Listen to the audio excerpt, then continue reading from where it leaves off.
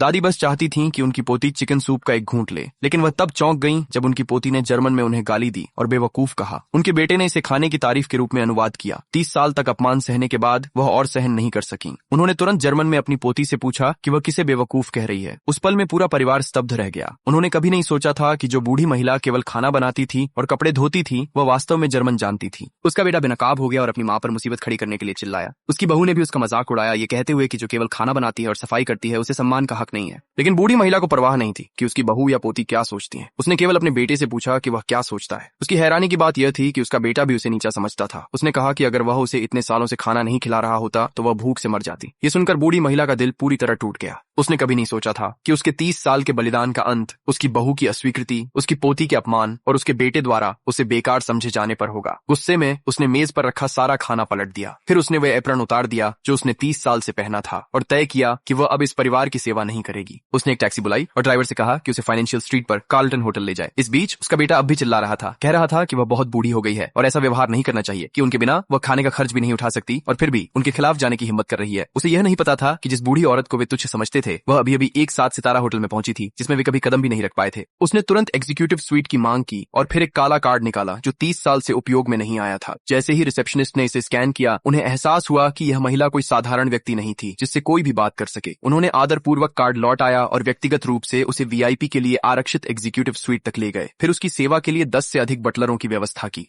चूंकि दोपहर का खाना पहले फर्श पर फेंक दिया गया था, उसने बटलरों से नया खाना तैयार करने और एक वकील खोजने के लिए कहा। थोड़े ही समय में सबसे अच्छी कानूनी टीम उसके पास लाई गई। उसने उन्हें बताया कि उसे वकील की जरूरत इसलिए थी ताकि यह पुष्टि की जा सके कि उसके नाम पर कितनी संपत्ति है। दस्तावेजों की समीक्षा करने के बाद वकील पूरी तरह से सदमे में चुप हो गए। उसकी संपत्ति चौंकाने वाली थी। सैकड़ों अरबों की एक फाउंडेशन, कई विदेशी खाते और शहर के केंद्र में एक पारंपरिक आंगन वाला हवेली। लेकिन उसे बिल्कुल भी आश्चर्य नहीं हुआ।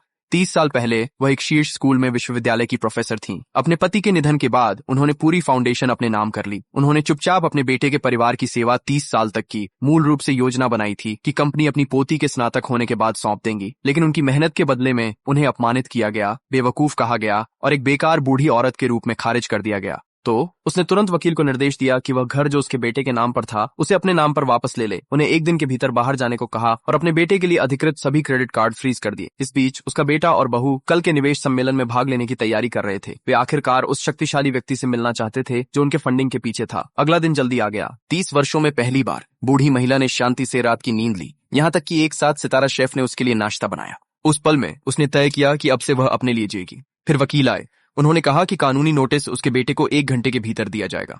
अगर वह आज नहीं निकला तो जबरन बेदखली होगी। उन्होंने यह भी पता लगाया कि उसकी पोती की विदेश में शिक्षा पूरी तरह से कंपनी द्वारा प्रायोजित की गई थी। बूढ़ी महिला को याद आया कि कैसे उसकी पोती ने जर्मन सीखने के लिए उसका पैसा इस्तेमाल किया, केवल उसे बेवकूफ कहने के लिए जब वह उसे सबक सिखाने के लिए वापस आई।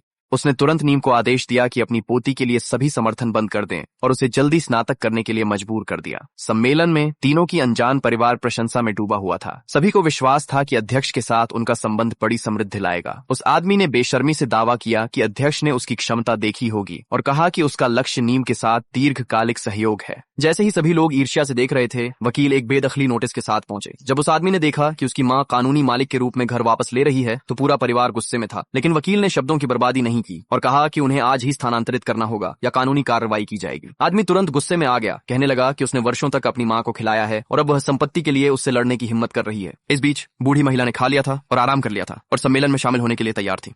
उसने बटलर से कहा कि वह उसकी सबसे अच्छी पोशाक तैयार करे। वह चाहती थी कि उसके बेटे का परिवार उसकी असली पहचान देखे। 10 मिनट बाद दरवाजे खुले। सभी कर्मचारी स्तब्ध रह गए। उसकी शालीनता और सुंदरता उस पुरानी गृहिणी जैसी नहीं थी जिसे वे याद करते थे।